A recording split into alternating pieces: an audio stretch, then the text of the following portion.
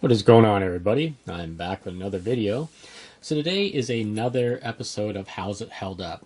And on the tabletop for scrutiny is my Casio Pathfinder PAW1500. I bought this watch about 4 years ago. Actually, a little bit over 4 years ago now. This was purchased about the same time as I bought my Casio Edifice. Now, this watch is my single most worn watch in my entire collection. I had a huge collection. Well, not a huge. I have a moderate collection. I had a moderate collection of G-Shocks. But for some reason, I come to this watch. Probably because, as I mentioned in my previous video, that I view this as kind of a survival style watch where you have a solar powered face that you don't really need to ever replace the battery on. It'll just charge itself. You got altimeter, barometer, compass, everything. You got a rotating bezel to get your bearing using the compass feature. So it's just an all-around good survival watch, in my opinion. And it'd be probably one I'd probably grab on the way out the door in the apocalypse, I guess. Anyways, now Casio puts out a nice rugged line of watches called the G-Shocks, as everybody knows. This is not from the G-Shock line, but it still has the some semblance of Casio's ruggedness. So today we're going to scrutinize this and see how it's held up in the past 4 years.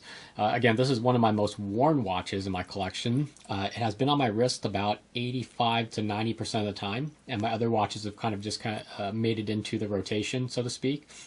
So let's take a look. Let's start off with the crystal. And as you can tell, well, actually, I don't think there's any scratches on the crystal here.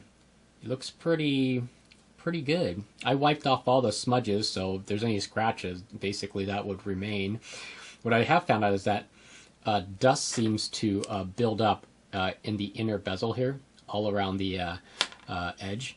So I took a cloth and wiped all that out, but you can tell the crystal's held up a lot. Now, this has been hit hard on a lot of surfaces as I've worn it. I'm not exactly careful with this watch, only because, it's kind of a beater watch for me, and it has taken abuse very, very well, actually.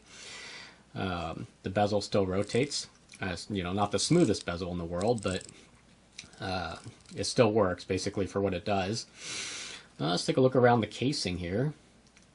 And if I can get my camera to focus, and you can tell there's some nicks. You can mainly tell from the bezel there's a lot of scratching and scarring. A few nicks here and there. Let's go this way. Yeah, you can see a nick right there, a little scratching. But for over 4 years of use, this watch has held up tremendously well, especially through the abuse that I've taken it. It hasn't gone out to an urban environment or like a suburban environment, but mainly all in a urban environment of like office desk and narrow doorways, and it's not too bad, really. Let's take a look at the strap here. Strap seems to be decent. You can tell definitely a lot of scratches and scarring on the strap, and definitely seen some good use over the last 4 years. But overall, not too bad. I will say I don't really use any of the features on here.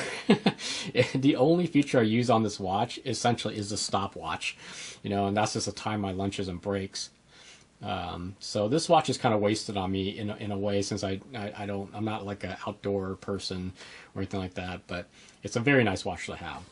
So shot of the case back, and you can see there's a lot of dirt underneath that little flap for the strap here. Same goes on this side. Oh, wow. That's really nasty. The odd thing I just noticed right now is that the case back, you can see there's a lot of nicks and scratches here. But you know what? This is against my wrist, so I actually have no idea where those scratches came from. I don't think I have a particularly like hard wrist or anything like that. So definitely not something that could, scratch up or ding up a stainless steel case back. But yeah, definitely has held up very well to 4 years worth of abuse, constant wearing it, you know, this is the watch I'll just throw on even if I'm just running out of the house really quick. It's just my go-to watch for everything. I'm trying to change that. I'm trying to get away from this watch a little bit just because I kind of outworn it, and I kind of want something new, and or not new, but I just want something different, you know, on my daily excursions. I'm rebuilding up my watch collection, so hopefully, you know, you'll see some different and newer watches from me in the future. So yeah, so anyways, thank you for joining me on this video. Hope you guys liked the little eclectic collection of stuff I have on the table for you. Got any questions or comments, please leave it below. Otherwise, you can send me a personal message. So take care, everybody, and I'll catch you guys on the next one.